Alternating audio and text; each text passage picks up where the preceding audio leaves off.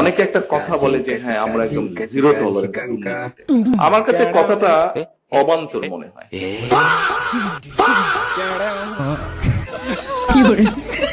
এবার মাত্র 15 সেকেন্ডের কথায় 11টি ভুল কথা বললেন বাংলাদেশের ইন্টারফেল করা বর্তমান প্রধানমন্ত্রী তারেক রহমান। প্রজন্মের পর প্রজন্ম পৌঁছে দিতে হবে মানুষের মানবিক কিংবা যৌমদনে সম্ভবতা যাচাই জাতীয় কাজী নজরুল ইসলাম চূড়ান্ত প্রমাণ পেয়েছেন। তিনি কবিতা এনেছেন।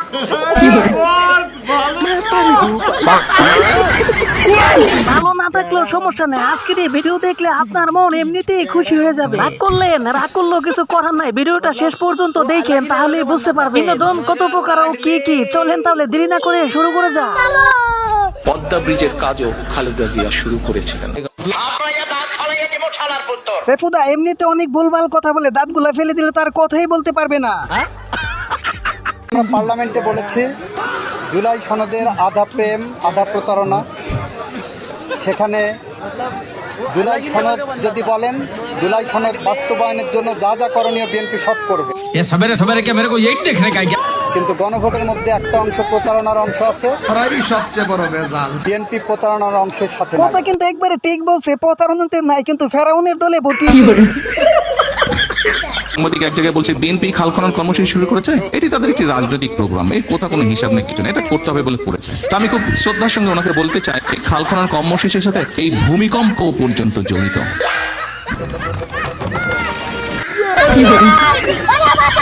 এই যে ভূমিকম্প হচ্ছে এটির একটি অন্যতম কারণ হচ্ছে 20 কোটি লোকের ফসল উৎপাদনের জন্য আমাদের কৃষকরা সারা বাংলাদেশে তারা এই গভীর নলকূপের মাধ্যমে পানি তুলছে। তার ফলে যেটি হচ্ছে নিচে থেকে আস্তে আস্তে শূন্য হয়ে যাচ্ছে। খুব স্বাভাবিক, নিচটা যখন শূন্য হবে উপর থেকে সেটি ধসে পড়বে। নয় কি? এটি তো স্বাভাবিক ব্যাপার। তা তো ভালোই বুঝতে পারলাম, কিন্তু আপনার তো নিচের না উপরের মাল ঝরে যেতেছে, তাহলে আপনার কি হবে একটু বললে তো ভালো হতো। অনেকেই হয়তো যারা মুরব্বী আছেন অনেকে হয়তো একটি নামের সাথে পরিচিত। আমি এইরকম একজন মানুষকে গভীর কৃতজ্ঞতায় স্মরণ করতে চাই। তিনি ছিলেন মরহুম দারোগা রফিদুল্লাহ। এই মানুষটি 2014 সালে কবি নজরুল ইসলামকে ত্রিশালের কাজীর শিমলা গ্রামে নিজ বাড়িতে এনে আশ্রয় দিয়েছিলেন। তুই সমঝা? नहीं तू समझा नहीं। আরে তো তাড়াতাড়ি কি বুঝবে, ভিডিও তো মাত্র কেবল শুরু হলো। বুঝতে হলে তো সম্পূর্ণ ভিডিওটি দেখতে হবে। তাহলে চলেন দেখে আসি। সময় কম, শুরু করো। সরকার রামিসা এই হত্যাকারী সর্বোচ্চ শাস্তি ইনশাআল্লাহ আগামী 1 মাসের মধ্যে নিশ্চিত করবে, এবং সেই সর্বোচ্চ শাস্তি হচ্ছে মৃত্যুদণ্ড।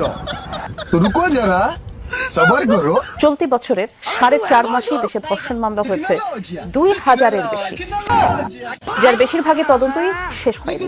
যেসব চাঞ্চল্যকর ধর্ষণ মামলা রায় হয়েছে ট্রাইব্যুনালে, সেগুলোর বিচার কাজও উচ্চ আদালতে থেমে আছে। আইনজীবীরা বলছেন বিচারক সংকট আর মামলা জটিল, ধর্ষণ মামলার বিচার বছরের পর বছর ধরে ঝুলে আছে। আসিয়া সহ সারা দেশে যেসব ধর্ষণ ও হত্যাকাণ্ডের বিচার এখনো হয়নি, সেগুলো কোথায় আটকে আছে তা খতিয়ে দেখতে সরকারের প্রতি আহ্বান জানিয়েছে এবি পার্টি।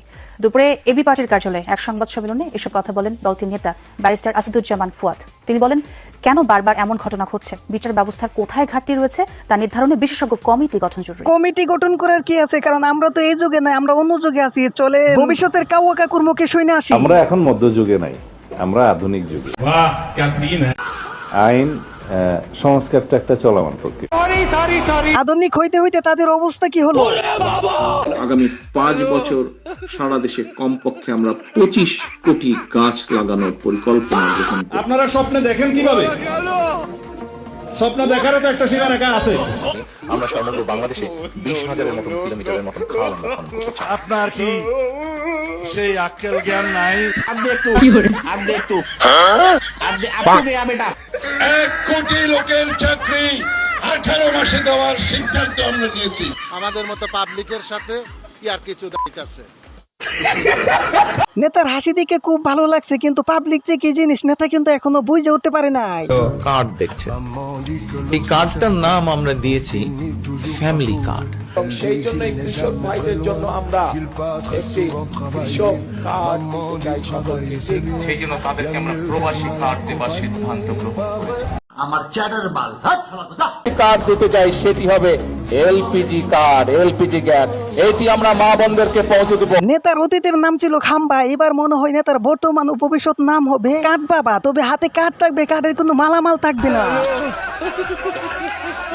নেতা এই কথা ভালো করে জানে, যদি মাল না থাকে তাহলে নেতাও থাকবে না। তবে নেতা তো এত সহজে ছেড়ে দেওয়ার মাল নয়। দেখেন টিকে থাকার জন্য কি করতেছে। ধান, চাল, গম, আলুর মতো অর্ধশত পণ্যে বাড়ছে ভ্যাট এবং সম্পূরক শুল্ক। এ সংক্রান্ত রাজস্ব প্রস্তাবনা তৈরি করেছে জাতীয় রাজস্ব বোর্ড, এনবিআর। এবার বাবা মা, ভাই বোন কিংবা দাদা দাদির কাছ থেকে পাওয়া সম্পদের উপর কর বসাতে যাচ্ছে এনবিআর।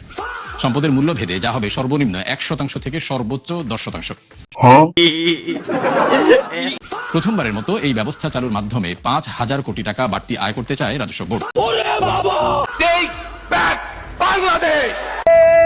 সারের দাম 1000, কামলার দাম 1200, ধানের দাম 600, এভাবে দেশ চলবো? ভিক্ষা করে খাবো। আরে দূর ভিক্ষা করতে হবে কেন? আমাদের নেতা তো এখন আছে, দেখে নেতা কি করে।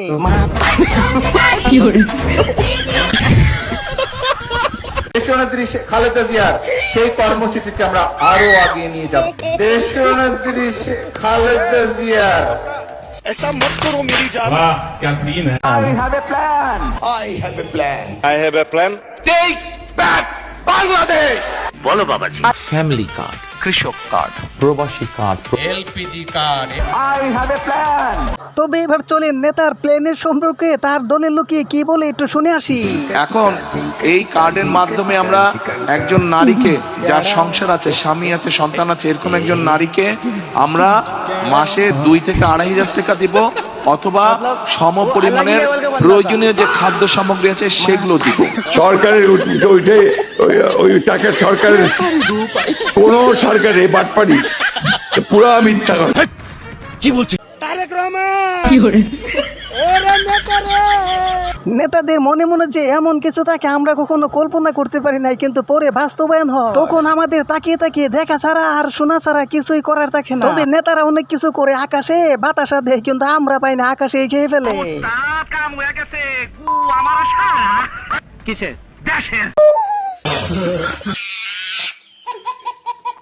ছিল matric pass, Khaleda Zia matric fail. अरे बाप रे, ये तो धोती खोल रहा है।